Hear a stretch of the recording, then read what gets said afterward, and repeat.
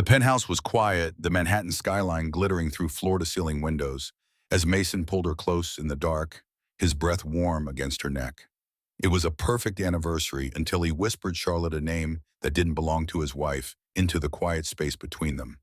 A single word shattered a decade of marriage, revealing a rot carefully hidden beneath their flawless life. If you've ever known the quiet devastation of a betrayal hiding in plain sight, stay with me. There are more secrets behind these closed doors. If you want to see how the perfect revenge unfolds, don't leave this channel. The midnight hum of Manhattan felt distant, muted by the thick soundproof glass of their Upper East Side penthouse. The evening had been a triumph. Mason White's latest thriller had just debuted at #1, and Hartwell Publishing had thrown a lavish reception at the plaza to celebrate. Sierra Lynn stood by the floor-to-ceiling window, slowly unfastening the diamond clasp of her necklace. She watched the reflection of her husband in the glass.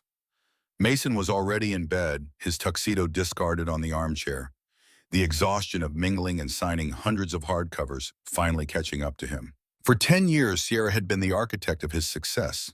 She was the one who edited his first clumsy drafts, the one who navigated the cutthroat politics of Hartwell Publishing to get him the best marketing deals. They were a team, the golden couple of the literary world. "You were brilliant tonight," Mason murmured, his voice thick with sleep. He shifted under the heavy linen duvet, reaching a hand out into the empty space on her side of the mattress. Sierra offered a soft, tired smile to his reflection. "It was your night, Mason. You earned it." She left the necklace on the mahogany dresser and slipped under the covers. The sheets were cool, but Mason's body radiated a comfortable, familiar heat. He pulled her close, his chin resting against the crown of her head. It was a routine of intimacy they had perfected over a decade, safe practiced, domestic. Sierra closed her eyes, letting the tension of the long evening drain from her shoulders. His breathing slowed, growing heavy and rhythmic. He was hovering on the very edge of sleep, in that liminal space where the conscious mind relinquishes its strict control. He pressed a soft, lazy kiss to her hairline. "Good night, Charlotte," he whispered. The name slipped from his lips with terrifying ease. It wasn't a stumble. It wasn't a question. It was an exhale of pure, unguarded comfort. Sierra stopped breathing. The silence in the bedroom suddenly felt dense, suffocating like water rushing into a sinking ship. She lay perfectly still, trapped in the circle of his arms. Her mind raced violently, replaying the events of the evening of the past month of the last year. Charlotte Davis, the new 26-year-old publicist Hartwell had assigned to Mason's tour. The girl with the sharp laugh and the tendency to touch Mason's forearm just a second too long during strategy meetings. Sierra waited for her heart to shatter, for the hot rush of tears, for the uncontrollable urge to shake him awake and scream until her throat bled. But the tears didn't come. Instead, a cold, clinical numbness spread outward from her chest, freezing the blood in her veins. She listened to the steady rhythm of her husband's heart beating against her back. It was the heart of a stranger. The man she had built, the man she loved, was an illusion. And here in the quietest hour of the night, the mask had simply slipped. Carefully moving by fractions of an inch so as not to wake him, Sierra slid out of his embrace. She sat on the edge of the bed, the city lights painting pale shadows across her face. She looked at the man sleeping soundly, completely unaware that he had just dismantled his own life with a single breath. He had forgotten her name. Sierra stared into the glittering, indifferent skyline of New York. A terrifying, icy clarity settled over her. She would not cry. She would not confront him. Not yet. If Mason White wanted to forget who she was, Sierra would just have to remind him exactly what she was capable of. Morning light flooded the kitchen, bouncing off the pristine marble countertops of their penthouse. Mason stood by the espresso machine, dressed in a crisp Oxford shirt, scrolling through his emails. He looked exactly like the man Sierra had loved for a decade. He poured 2 cups, sliding one across the kitchen island toward her with a warm, practiced smile. "Morning, beautiful," he said, pressing a soft kiss to her temple. Sierra didn't flinch. She picked up the mug, letting the ceramic warm her freezing fingers. "Morning. Did you sleep well?" "Like a rock," he lied smoothly. Or perhaps it wasn't a lie. Perhaps a clear conscience simply wasn't required for a good night's rest. As his iPhone buzzed on the counter, Mason casually reached over and flipped it face down. It was a microscopic, fluid movement, one she would never have noticed yesterday. Today it was a blinding red siren. She took a sip of her coffee, her mind silently cataloging the detail. The investigation had begun. By 10 o'clock, Sierra was at her desk at Hartwell Publishing. Her corner office offered a commanding view of the editorial floor, a sea of glass partitions and frantic literary agents. Through the glass, she watched Charlotte Davis step out of the elevator. The young publicist was holding a stack of press releases, her blonde hair perfectly tousled. She was wearing a beige tailored designer trench coat that Sierra instantly recognized. It was the exact coat Mason had asked Sierra to recommend for his sister's birthday gift 2 months ago. A phantom weight pressed heavily against Sierra's chest, threatening to crush her ribs, but she simply adjusted her posture, turning her attention back to the manuscript on her monitor. She could not afford to crack. Not here. Not yet. At noon, Sierra walked 3 blocks to a dimly lit, overpriced bistro in Midtown to meet Michelle Young. Michelle was a ruthless corporate litigator and Sierra's oldest confidant. She was already seated in a leather booth, a dry martini in front of her, despite the hour, her sharp eyes scanning Sierra the moment she walked in. Sierra didn't bother with pleasantries. She slid into the booth and leaned forward, keeping her voice entirely level. "He's sleeping with Charlotte Davis." Michelle froze the olive suspended halfway to her mouth. She slowly lowered the glass. She didn't gasp or offer hollow, pitiful sympathies. Instead, her gaze hardened into obsidian. "Are you absolutely sure?" "He whispered her name in bed last night." Sierra traced the condensation on her water glass. "And today I noticed the way he guards his phone. The coat she is wearing in the office. The math adds up, Michelle. It's been happening right under my nose." "Okay," Michelle breathed out, shifting instantly from friend to strategist. "First rule, you do not confront him. You do not let him know you suspect a single thing." "I haven't." "Good. Men like Mason, men who think they are the smartest people in the room, will immediately start destroying evidence and hiding money the second they feel cornered." Michelle leaned closer, her tone entirely clinical.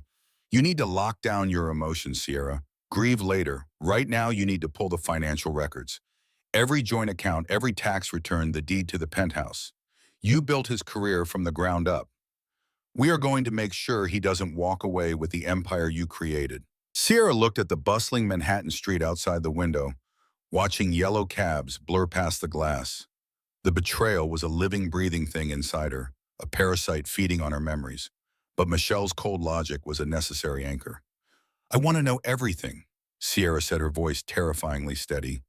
"Every text message, every hotel receipt, every dollar spent."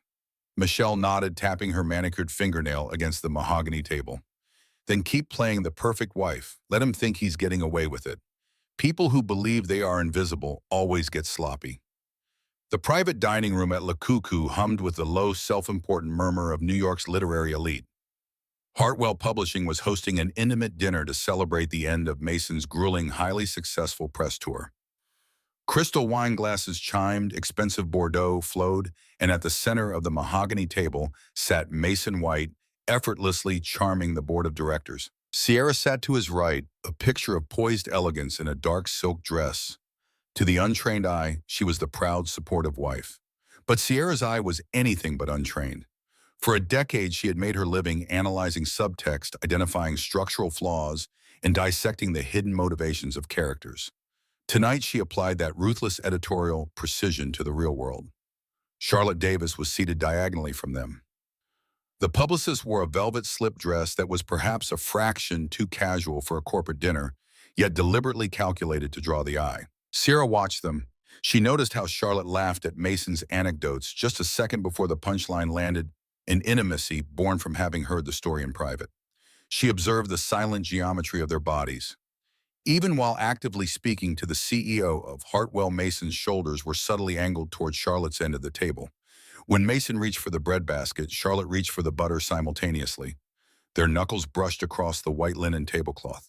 To the rest of the room, it was a meaningless collision. To Sierra, it was deafening. The psychological weight of the evening began to press down on her ribs like physical concrete. The air in the private room grew unbearably thin, thick with the smell of roasted duck, expensive cologne, and lies. Sierra reached for her water goblet, her fingers trembling so slightly that it barely disturbed the surface of the liquid. She forced herself to take a slow, agonizing sip. "Sierra, darling," The CEO's booming voice cut through the rushing static in her mind. We were just saying how instrumental you've been in Mason's new direction. You truly are his secret weapon.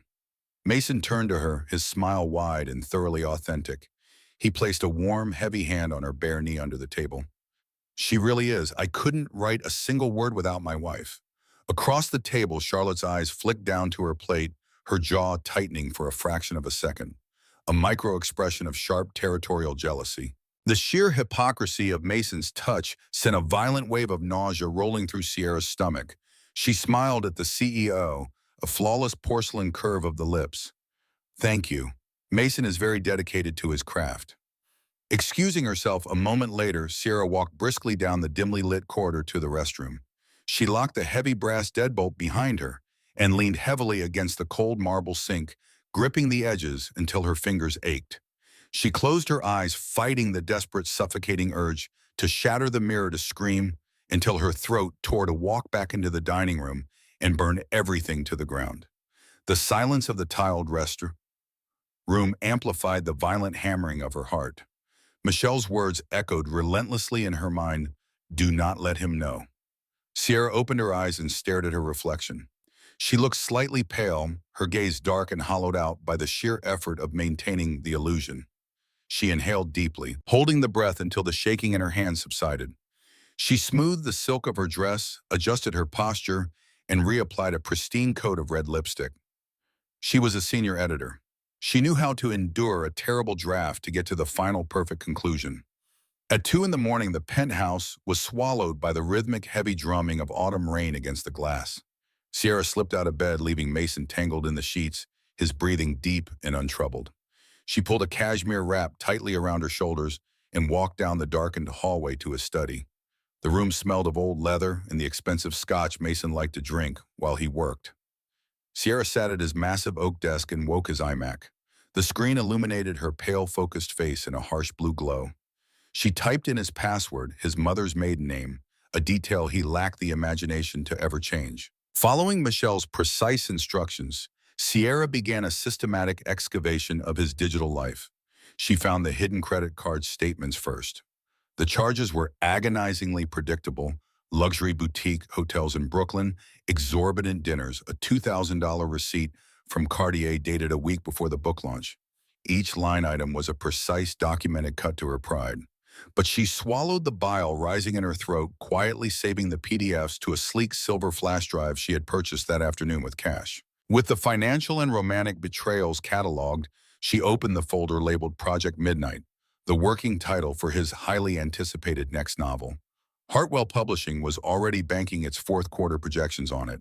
Sierra hadn't been allowed to read it yet. Mason claimed he was too superstitious about this particular draft. Sierra opened the master document. She began to scroll, her trained editorial eyes scanning the first chapter. She stopped. Her fingers froze over the mouse. She read the opening paragraph again, a cold prickle of recognition crawling up the back of her neck. The prose was stark poetic and steeped in a gritty Southern Gothic melancholy that Mason simply did not possess. Mason wrote competent, fast-paced commercial thrillers. He did not write like a bruised poet. Frowning, Sierra opened a secure VPN tunnel to the Hartwell Publishing archive server. She typed a few distinct phrases from Mason's document into the global search bar. The database spun for 3 agonizing seconds before spitting out a single match. It was an unsolicited manuscript titled The Rusting Sun, submitted 3 years ago by a young unknown writer from Georgia who had tragically died in a car accident shortly after the submission. Sierra remembered reading it. She had loved the prose, but ultimately rejected it as too uncommercial for Hartwell's current slate. Mason had access to her work laptop. He always had. Sierra split her monitor, placing Mason's Project Midnight side by side with The Rusting Sun. It wasn't just heavily inspired. It was an intellectual slaughter. Mason had changed the character names and the primary setting, but entire pages of dialogue, the intricate pacing of the climax, and the distinct lyrical narrative voice were lifted verbatim. He was going to publish a dead man's masterpiece under his own name. The realization hit Sierra with the force of a physical blow, leaving her breathless in the quiet study. The affair had broken her heart, but this severed her last remaining tether of respect. Mason White wasn't just an unfaithful husband. He was a parasite, A professional fraud who had built his golden life on the stolen brilliance of others, propped up by a wife he was currently betraying. A profound, terrifying calm settled over her. The hurt was gone, replaced by a crystalline, absolute resolve. Sierra dragged the entirety of Project Midnight and the archived copy of The Rusting Sun onto her silver flash drive. She watched the green progress bar fill the screen. When it beeped completion, she safely ejected the drive, slipped it into the pocket of her robe, and shut down the computer. She sat in the darkness for a long moment, listening to the rain holding his absolute ruin in the palm of her hand. The scent of white peonies filled the penthouse foyer, thick and overwhelmingly sweet. Sierra stared at the massive floral arrangement resting on the console table. There were at least 5 dozen stems meticulously arranged in a crystal vase. White peonies were her favorite, a detail Mason had routinely forgotten for the past 6 years. Hearing the heavy oak door click shut behind her, she turned. Mason stood in the entryway, shedding his cashmere overcoat. He looked tired, the shadows under his eyes pronounced, but he wore a smile that felt tightly wound, almost rehearsed. "Surprise," he said, stepping forward to pull her into a tight embrace. "I asked his assistant to track them down. They had to be flown in from Holland." Sierra leaned into his chest, resting her cheek against the fine wool of his suit. She closed her eyes, willing her body to relax, to soften against his. "They are beautiful, Mason. What is the occasion? Do I need an occasion to spoil my wife?" He kissed the top of her head, his hands lingering on her waist. "I was thinking once I submit the final draft of Project Midnight, we should take a month off. Go to the Amalfi Coast, just the two of us. We haven't had a real vacation in years." It was a masterclass in overcompensation. The guilt radiating off him was almost tactile, a heavy, suffocating blanket. He was trying to buy his own absolution painting over his betrayal with lavish trips and imported flowers. 2 weeks ago, the suggestion of a month-long European getaway would have brought tears to her eyes. Tonight, it simply confirmed the depths of his cowardice. "I would love that," Sierra whispered, pulling back to offer him a radiant, flawless smile. "It sounds perfect." Later that evening, while Mason took a long shower in the master bathroom, Sierra sat on the edge of the bed with her tablet. The water drummed loudly against the frosted glass, masking the faint clicking of the keyboard. She opened a secure, encrypted email thread with Michelle. "The deed to the Montauk house has been successfully transferred to the LLC," Michelle's message read. "The joint investment accounts are primed. The moment you give the signal, the capital will be diverted to the offshore trust. He won't be able to buy a cup of coffee without asking you for permission." Sierra read the words twice, the cool blue light of the screen reflecting in her dark eyes. "What about the publishing contracts?" Sierra typed back. "I reviewed the standard morality and plagiarism clauses in his Hartwell contract," Michelle replied a minute later. "If the board discovers he stole the manuscript, Hartwell has the legal right to void the advance demand restitution and seize all future royalties to cover damages. Because you are an employee, we must ensure the leak cannot be traced back to you. Your hands must be entirely clean." Sierra deleted the thread and locked the tablet, placing it softly on the nightstand. She listened to the water running in the bathroom. Mason was singing softly to himself, a low, contented hum. He believed he was invincible. He believed he had successfully compartmentalized his life. The brilliant author, the devoted husband, the passionate lover to a 26-year-old publicist. He didn't realize that the floorboards beneath his feet had already been removed. He was simply hovering in midair, waiting for gravity to take effect. The bathroom door opened, letting out a cloud of steam. Mason emerged, a towel wrapped around his waist, his hair damp. He looked at her, sitting on the bed, his expression softening into something that almost looked like genuine adoration. "Are you coming to bed?" he asked, his voice low and inviting. Sierra stood up, her face a perfect, tranquil mask. "Just giving the peonies some water," she said smoothly. "I'll be right there." The true genius of Sierra's position at Hartwell Publishing was the absolute authority she wielded over timelines.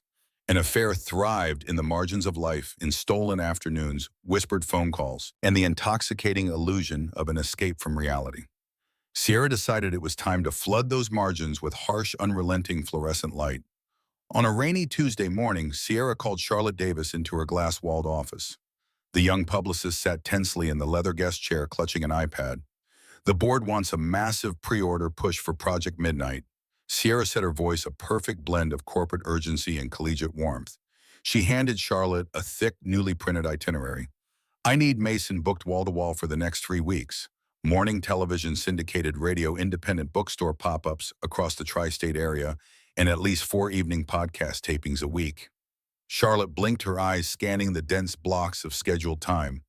Sierra, this is incredibly aggressive. He's already exhausted from the last tour. When will he have time to actually write the final revisions? He works best under pressure. Sierra lied smoothly, offering a sympathetic but unyielding smile. And we need you managing him on the ground, every single stop. You are the only publicist I trust to handle him right now, Charlotte. The trap was set, and Charlotte had no choice but to walk directly into it, thanking Sierra for the professional compliment as she did. Within 10 days, the pressure cooker began to whistle. Sierra did not have to hire private investigators or hack into security cameras to see the wreckage. She simply watched the Hartwell internal communications. The romance of a secret hotel rendezvous quickly evaporated when it was replaced by delayed flights, lost luggage, and the smell of stale green room coffee. Late one Thursday evening, Sierra was sitting in the quiet of her penthouse reading a manuscript when her phone vibrated on the coffee table. It was Mason. "Are you awake?" His voice rasped through the speaker. He sounded hollowed out, entirely depleted. Background noise indicated he was standing outside on a busy street, likely taking a break from a late-night recording session in Brooklyn. "I'm here," Sierra said softly. "You sound terrible, darling. Is everything all right?" A heavy, frustrated sigh crackled over the line. "It's Charlotte. She is driving me out of my mind." Sierra held her breath, letting the silence stretch just long enough to prompt him. "She's constantly hovering," Mason complained, the bitter resentment bleeding into his tone. "She messed up the car service to the studio tonight, and when I snapped at her, she started crying in the lobby." Crying Sierra. "It's unprofessional. She's suffocating me. I just wanted to be in my own bed, with you." A cold, dark thrill coursed through Sierra's veins. The irony was so potent she could almost taste it. Mason had sought out Charlotte for excitement, for an escape from the domestic routine Sierra provided. Now trapped in the grueling reality of constant, unglamorous proximity, the fantasy had shattered. His secret paradise had become a bureaucratic nightmare. "I'm so sorry, Mason," Sierra murmured, injecting her voice with the exact right amount of wifely concern. "She's young. The pressure of a major release is probably getting to her. Just get through the week, and I'll speak to human resources about reassigning her after the gala." "Please," Mason breathed, sounding genuinely desperate. "I can't wait for this to be over." "Neither can I," Sierra replied, staring out at the glittering, indifferent lights of the Manhattan skyline. "Just a little longer, Mason. It will all be over soon." The grand ballroom at the Pierre Hotel was a masterclass in gilded Manhattan opulence. Crystal chandeliers cast a warm golden light over the 300 guests gathered for Hartwell Publishing's annual gala. Waiters in white tuxedo jackets weaved through the crowd, carrying silver trays of champagne and caviar. It was the night Mason White was meant to be crowned the undisputed king of the thriller genre. He stood near the center of the room, holding court with a group of influential critics, a glass of scotch in his hand. He looked incredibly handsome, perfectly at ease.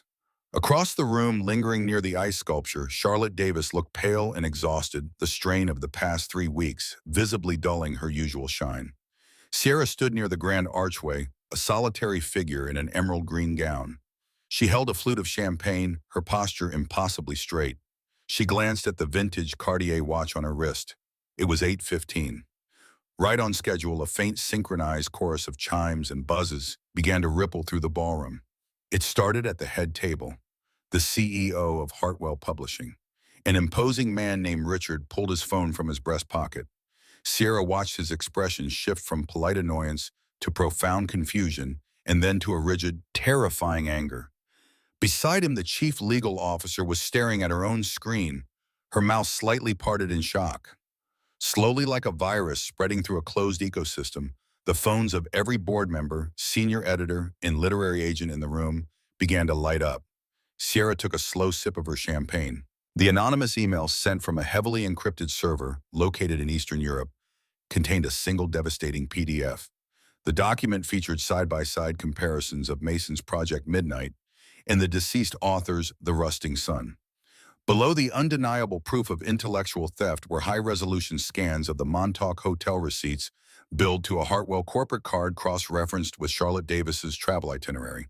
It was a complete surgical assassination of character and career. The low hum of celebratory jazz and polite conversation began to fracture. Whispers erupted.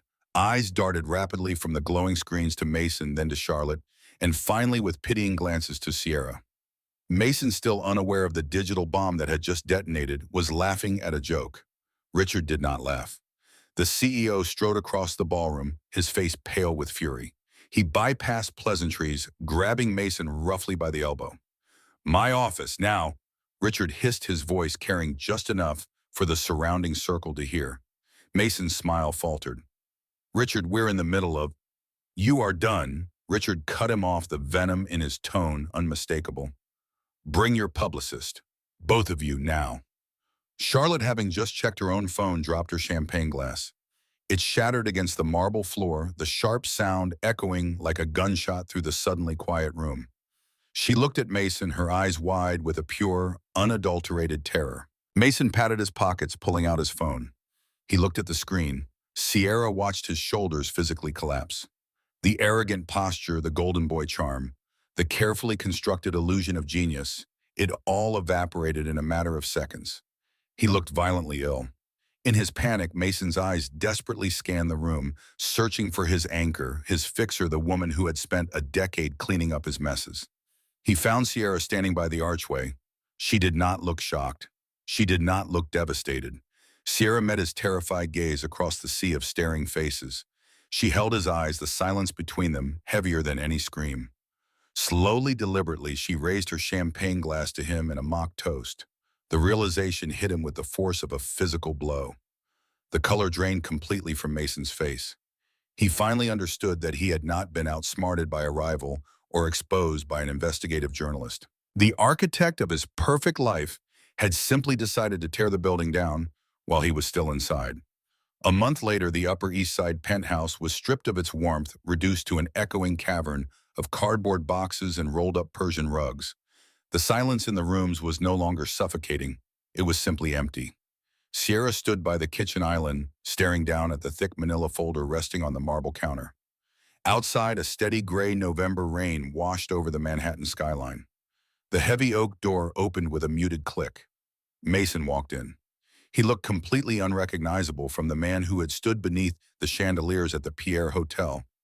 The golden boy aura had been violently scrubbed away, leaving behind a man who looked distinctly aged, his shoulders permanently bowed.